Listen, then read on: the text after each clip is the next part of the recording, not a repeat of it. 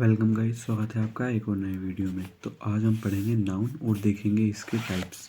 ठीक है, तो 5 प्रकार की नाउन हमारे पास होती है। ठीक है, उसको हम उदाहरण सहित आज देखेंगे इस तरह से कुछ। ठीक है, आपके लिए मैंने प्रॉपर नोट्स बनाए हैं और इस वीडियो में आपको डीप में समझाया जाएगा और आपको बिल्कुल समझ में आएगा। अगर आपको नाउन समझ में नहीं आई पहले, तो इस वीडियो में आपको नाउन कम्प्लीटली समझ में आएगी, क्योंकि हमने इसको एग्जाम्पल सहित बहुत अच्छे से समझाया है। ठीक है, आइए टाइम वेस्ट न करते हुए स्टार्ट करते हैं। वीडियो ज़्यादा लंबी नहीं होगी। ठीक है, तो सबसे पहले देखेंगे नाउन। तो मैंने हिंदी इंग्लिश दोनों ही लैंग्वेज में लिख दिया है, क्योंकि जिससे कि आपको समझने में आसानी हो। तो नाउन किसे कहते हैं? तो नाउन का आपको पता भी होगा कि किसी व्यक्ति, वस्तु, स्थान, गुण, कार्य, अवस्था के नाम को संज्ञा कहते हैं। लेकिन इसको एग्जाम्पल से हम सेंटेंस में बना के आपको समझाएंगे। ठीक है, तो a noun is a name of any person, place और थिंग। ठीक है, किसी भी चीज़ के नाम को हम नाउन कहते हैं। दुनिया में जितनी भी चीज़ हैं उन सभी का कुछ ना कुछ नाम है, तो उस नाम को ही हम नाउन कहते हैं। तो आप ये भी लिख सकते हैं कि नाउन इक्वल टू नेम। ठीक है, कि किसी भी चीज़ के नाम को, किसी चीज़ यानी स्थान के नाम को, वस्तु के नाम को, अवस्था के नाम को। ठीक है, एग्जाम्पल से देखते हैं एक बार। देखिए, पहला एग्जाम्पल है इसमें, मोहन इज प्लेइंग। तो यहाँ पे मोहन क्या है? एक व्यक्ति का नाम है, तो मोहन एक नाउन है। ठीक है, शी हैज़ ए वॉच। तो यहाँ पे वॉच एक वस्तु का नाम है, मीन्स घड़ी। ठीक है, he plays in the field. Field क्या है? यहाँ पे एक स्थान का नाम है। ठीक है, मैदान। ठीक है, इसी प्रकार से नाउन का हम यूज़ करते हैं सेंटेंस में। आगे बढ़ते हैं, अब इसके टाइप्स देखते हैं। तो पहला ही टाइप्स है इसका प्रॉपर नाउन। ठीक है, प्रॉपर नाउन किसे कहते हैं? किसी संज्ञा से किसी विशेष व्यक्ति, देश या स्थान के नाम का बोध होता है। जिस संज्ञा से, मतलब किसी विशेष चीज़ का बोध होना प्रॉपर नाउन कहलाता है। इंग्लिश में भी इसकी डेफिनेशन मैंने लिख दिया है कि a proper noun refers to any name of a person, place और थिंग। ठीक है, तो इसको एग्जाम्पल से देखते हैं। प्रॉपर नाउन का मतलब होता है राम, टॉम, मतलब उसमें प्रॉपर आदमी या प्रॉपर जगह या प्रॉपर वस्तु हमको पता होती है। ठीक है, तो वो चीज़ हमारी क्या कहलाती है? प्रॉपर नाउन कहलाती है। जैसे राम हो गया, टॉम हो गया, MS धोनी, संजय, कानपुर, अलवर, इंडिया, मधु, गंगा, ETC। तो इसको भी आइए सेंटेंस की मदद से समझते हैं, जिससे कि आपको और अच्छे से समझ में आए। बस आपको प्रॉपर नाउन में इतना जान लेना है, किसी विशेष व्यक्ति, ठीक है, देश या स्थान का बोध होता है। ठीक है, आइए सेंटेंस देखते हैं इसका, आपको अच्छे से समझ में आएगा। ठीक है, सेंटेंस क्या है? Sanjay is my friend.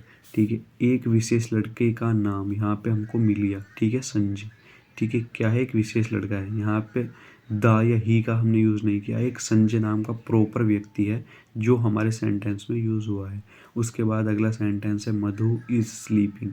यहाँ पे भी एक विशेष लड़की का नाम हमको मिला, तो ये क्या है? एक प्रॉपर नाउन है। I live in Kanpur. तो यहाँ पे हमको कानपुर एक विशेष शहर मिला, स्थान मिला, तो ये भी क्या है? एक प्रॉपर नाउन है। ठीक है, next, India is my big country. तो यहाँ पे कौन सा हो गया हमारे पास प्रॉपर नाउन? इंडिया। ठीक है, क्योंकि हमको यहाँ पे एक प्रॉपर देश मिल चुका है। ठीक है, तो ये भी क्या हुआ हमारे पास? Proper noun. अब संकेत, इसको प्रॉपर नाउन को सेंटेंस में पहचानेंगे कैसे? तो यहाँ पे संकेत मैंने लिख दिया है कि प्रॉपर नाउन सदैव बड़े अक्षर से शुरू होता है। जैसे कि यहाँ पे संजय, मधु, सेंटेंस के बीच में भी आएगा तो भी वो कैपिटल लेटर में उसका पहला अक्षर होगा। ठीक है, आपको ये भी ध्यान रखना है। देखिए, जैसे कानपुर का के है और इंडिया का आई है। ठीक है, नेक्स्ट हम आगे देख लेते हैं 2-4 से example. Ram is my friend. देखिए, राम में आर हमने कैपिटल लिया है।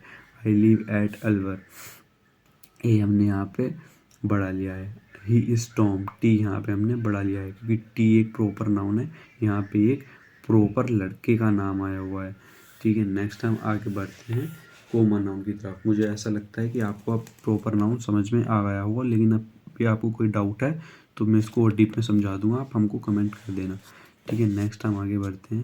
आगे है हमारा कॉमन नाउन। कॉमन नाउन क्या होता है? कि जिस संज्ञा से एक ही जाति के प्रत्येक व्यक्ति, वस्तु या स्थान का बोध हो। ठीक है, प्रत्येक व्यक्ति, वस्तु या स्थान, मतलब एक ऐसा वर्ड जिससे उस प्रत्येक जाति के व्यक्ति, वस्तु या स्थान का बोध हो। तो इसको भी एग्जाम्पल से समझेंगे। जैसे कि हमारे पास किंग हो गया, बॉय, बॉय के अंदर सारे ही लड़के आ गए, किंग के अंदर सारे दुनिया के राजा आ गए, गर्ल के अंदर दुनिया की सारी लड़की आ गई, सिटी के अंदर दुनिया के सारे शहर आ गए, गेम के अंदर दुनिया के सारे गेम आ गए, बुक्स के अंदर दुनिया की सारी बुक आ गई, कार के अंदर दुनिया की सारी कार आ गई, टीचर के अंदर दुनिया के सारे टीचर आ गए, प्लांट के अंदर दुनिया के सारे पेड़ आ गए, स्कूल के अंदर दुनिया के सारे स्कूल आ गए, मोबाइल के अंदर दुनिया के सारे स्कूल आ गए। तो इसी को हम क्या ये कॉमन नाउन, जो कि कॉमन होती है। ठीक है, इसकी इंग्लिश में भी मैंने डेफिनेशन लिख दी है। ठीक है, कि एक common noun is a noun referring to a person, place और थिंग। ठीक है, in a general sense usually you should write it with a capital letter only when it begins a sentence. ठीक है, तो इसको भी अभी हम सेंटेंस की मदद से जानेंगे। बस आपको कॉमन नाउन में इतना ध्यान रखना है कि प्रत्येक व्यक्ति, वस्तु या स्थान, प्रत्येक जाति के प्रत्येक वस्तु, व्यक्ति, स्थान का बोध होता है। ठीक है, एक ही जाति के प्रत्येक व्यक्ति, वस्तु, एक ही जाति के प्रत्येक व्यक्ति, वस्तु। ठीक है, तो अभी इनको सेंटेंस के मदद से समझेंगे।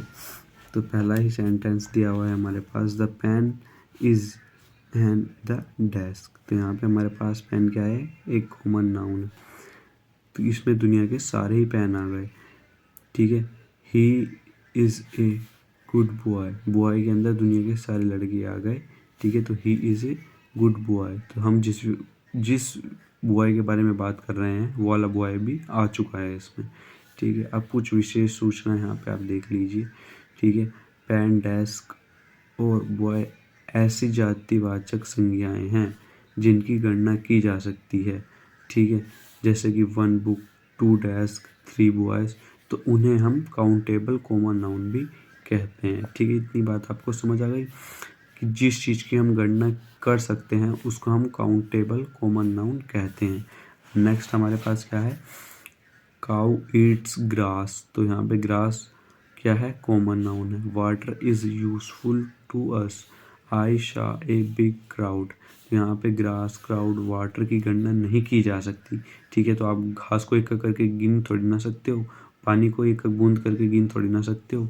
ठीक है, तो इसलिए इन्हें अनकाउंटेबल कॉमन नाउन कहते हैं।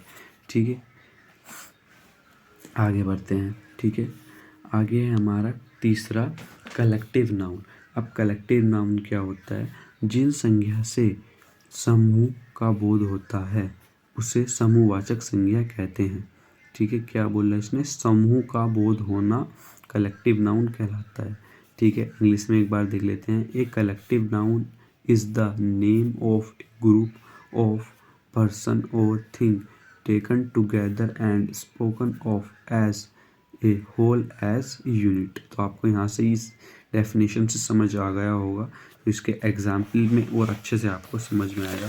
इसमें बस ज़्यादा कुछ नहीं है। ठीक है, इसमें देखिए यहाँ पे हमको ये लिखा हुआ पहले ही मिल गया कि name of a group of person और थिंग। तो यहाँ पे हमको एग्जाम्पल में भी यही मिलेगा कि कलेक्टिव नाउन में टीम या कम्युनिटी, आर्मी, गैंग, ग्रुप आदि सब यूज़ होते हैं। कहीं भी आपको team, community, army, gang, group के बारे में आपको मिले तो वो हमारा कलेक्टिव नाउन है, क्योंकि वहाँ पे एक समूह के बारे में बात हो रही है। समूह हमारा कब बनता है, जब कई सारे आदमी या मिलकर कुछ कार्य करते हैं तो उसको टीम, कम्युनिटी, आर्मी, गैंग या ग्रुप बोलते हैं। तो आई सा a big crowd, Indian army strong. तो यहाँ पे आर्मी क्या है, एक आर्मी कलेक्टिव नाउन है।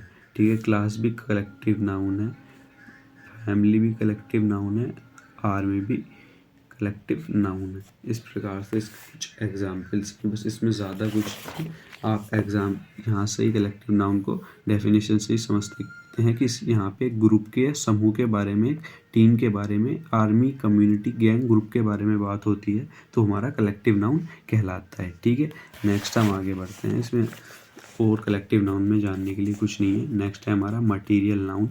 तो मटीरियल नाउन क्या है सब ये नाउन ही, बस इनको क्लासीफाई करने के लिए ये ज़बरदस्ती 5 रूल इन्होंने बना रखे हैं, तो हमको ये भी पता होने चाहिए। ये इतने ज़्यादा हार्ड नहीं है, आप 2-3 बार ये वीडियो देख लेना, आपको पक्के रट जाएंगे। आपको इसके बाद कोई भी वीडियो देखने की ज़रूरत नहीं पड़ेगी, ठीक है। अगर आपने 3 से 4 बार भी ये वीडियो देख ली, ठीक है, टाइम निकाल के, तो आपके पाँचों क्लियर हो जाएंगे, ठीक है।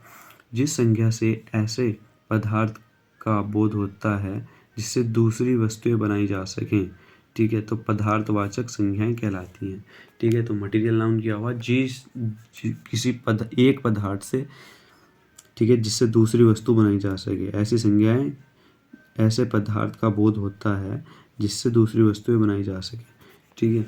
जैसे कि क्लॉथ, मेटल, गोल्ड, डायमंड, ठीक है, glass, fibre, would, milk, water, sugar, ETC इसके एग्जाम्पल्स हैं, ठीक है। इंग्लिश में भी इसकी डेफिनेशन देख लेते हैं। Material noun is the name of material of substance of which thing are made of, जैसे सिल्वर, आयरन, वुड, ETC, ठीक है।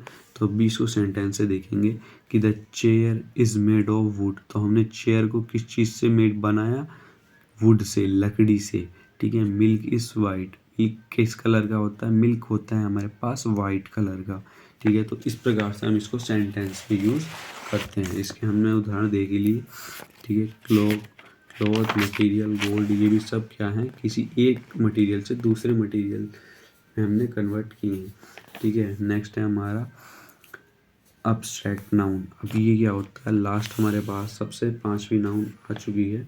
तो इसमें हम जिस संज्ञा से कर्म, गुण या अवस्था का बोध हो, क्या क्या बोला इसने, कर्म, गुण, अवस्था का बोध हो, उसे भाववाचक संज्ञा कहते हैं।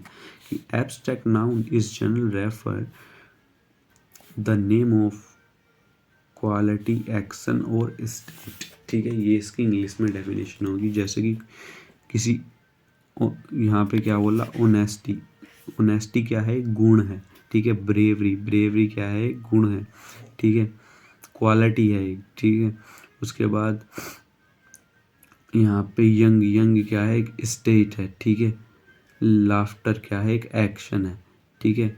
उसके बाद love, angry, Joy, desire, goodwill, ठीक है। ये इसके सभी एग्जाम्पल्स हैं। आपको 2-3 एग्जाम्पल्स याद करने हैं, तो ये वाले तीनों कर लीजिए। इनसे डेफिनेशंस खुद ही बन जाएगी कि क्या क्वालिटी, एक्शन और स्टेट हमारे पास एब्स्ट्रैक्ट नाउन में दिए होते हैं, ठीक है। तो उससे ही आप पहचान सकते हैं कि एब्स्ट्रैक्ट नाउन है या नहीं है। तो आइए इसके एग्जाम्पल लिख लेते हैं। और इसका एक संकेत ये है कि it is something which you can not, मतलब कैन नॉट मत आप नहीं देख सकते, क्या टेस्ट नहीं कर सकते, इसको सुन नहीं सकते और टच नहीं कर सकते, तो हमारी क्या होती है, एब्स्ट्रैक्ट नाउन होती है। क्या आप क्वालिटी को टच कर सकते हैं, क्या आप एक्शन को टच कर सकते हैं, क्या आप इसको टच कर सकते हैं, ठीक है। आप लव को टच कर सकते हैं, आप एंग्री को टच कर सकते हैं, आप जॉय को टच कर सकते हैं, नहीं कर सकते, ठीक है। तो ये हमारी सब क्या है, एब्स्ट्रैक्ट नाउन है, ठीक है। नेक्स्ट इसके एग्जाम्पल की तरफ बढ़ते हैं। The bigger die of hunger, health is wealth, तो हमारे पास वेल्थ क्या है, यहाँ पे एब्स्ट्रैक्ट नाउन है। अवस्था और गुण का बोध इस एब्स्ट्रैक्ट नाउन में होता है। अगर आपको ये वीडियो अच्छी लगी हो और आपको ये सब अच्छे से समझ आया हो, तो प्लीज़ वीडियो को लाइक करना और चैनल को सब्सक्राइब कर लेना। आपको और अच्छे कंटेंट के साथ हमारे चैनल पर वीडियो मिलती रहेगी। अगर आपको हमारी राइटिंग अच्छी आई हो तो कमेंट करके ज़रूर बता देना कि मेरी राइटिंग आपको कैसी लगी। मिलते हैं नेक्स्ट वीडियो में। Thank you for watching.